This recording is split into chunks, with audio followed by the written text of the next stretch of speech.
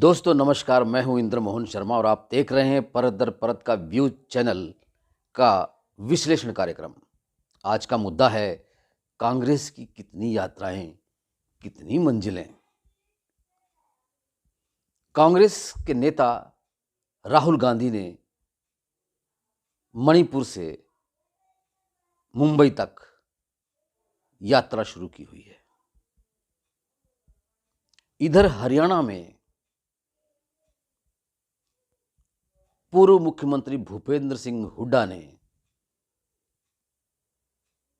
घर घर कांग्रेस की यात्रा की शुरुआत कर दी थी और अब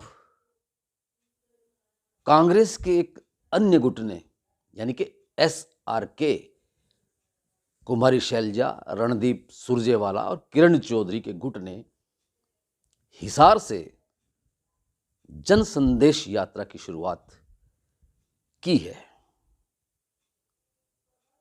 अब सवाल उठता है कि कांग्रेस में इतनी यात्राएं क्यों और की जा रही है, इनकी मंजिलें क्या हैं, सिर्फ मंजिल वो मिल पाएगी या नहीं, ये कई तरह के सवाल पैदा करती हैं। आज इन्हीं सवालों को लेकर हम चर्चा करेंगे, विश्लेषण करेंगे।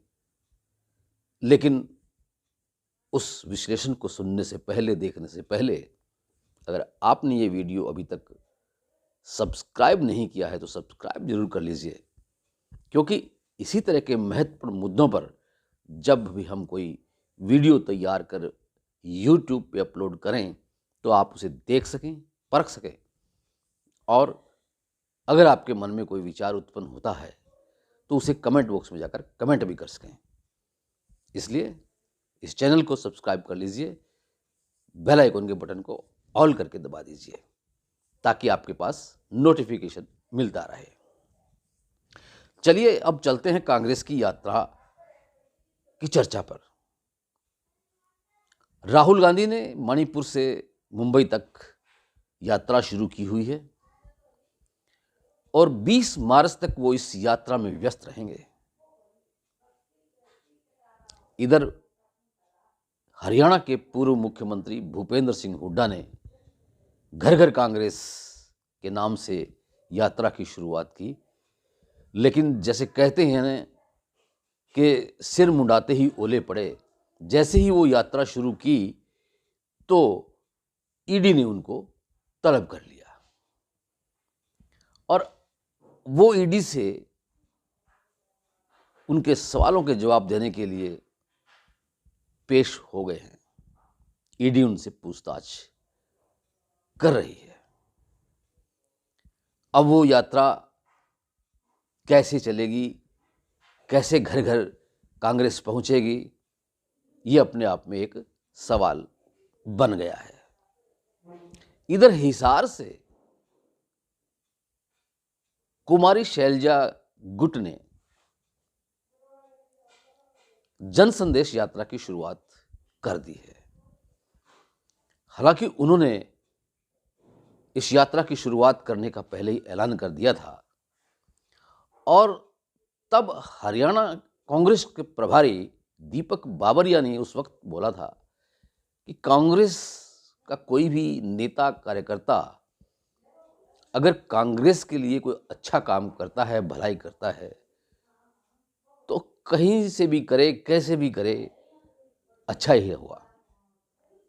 लेकिन आज जब कुमारी शैलजा ने, किरण चौधरी ने हिसार से जन संदेश यात्रा की शुरुआत की तो उसी वक्त दीपक बाबरिया ने इसे अनुशासनहीनता करार देते हुए कह दिया कि ऐसे कार्यक्रमों से कांग्रेस कार्यकर्ताओं को दूरी बना के रखना चाहिए।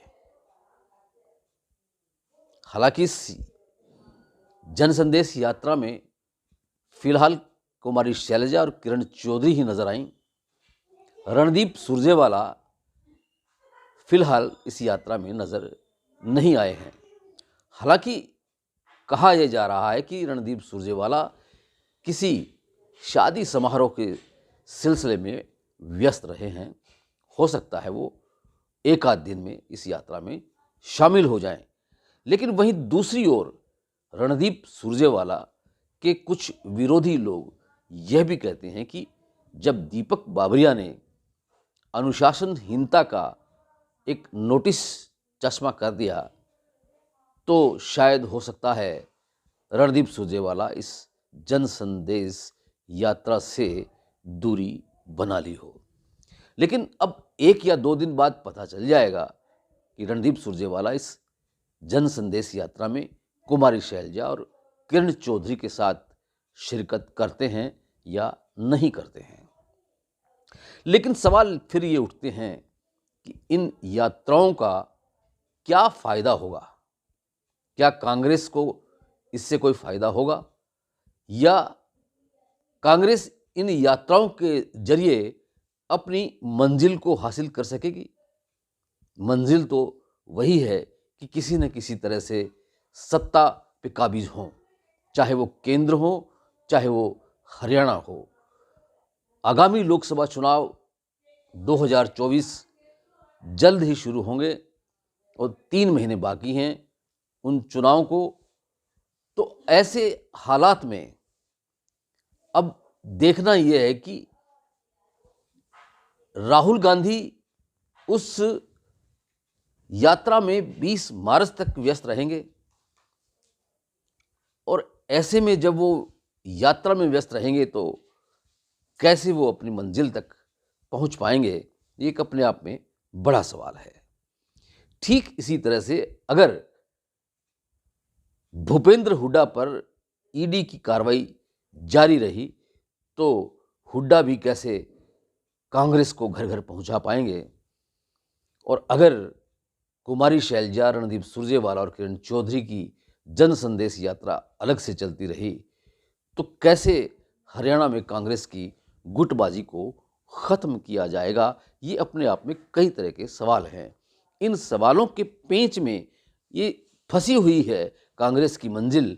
वो कैसे उन मंजिल तक पहुंच पाएगी, कैसे अपने मंसूबों को पूरा कर पाएगी, यह भी अपने आप में अहम सवाल है। भविष्य के गर्भ में है ये सवाल। अभी तो यात्रा इनकी जारी है। अब देखते हैं कि ये यात्रा आगे क्या गुल खिलाती है। विश्लेषण कार्यक्रम में आज इतना ही। कल फिर किसी नए मुद्दे के साथ आपसे रूबरू होंगे। तब तक के लिए इंद्र मोहन शर्मा को इजाज़त दीजिए।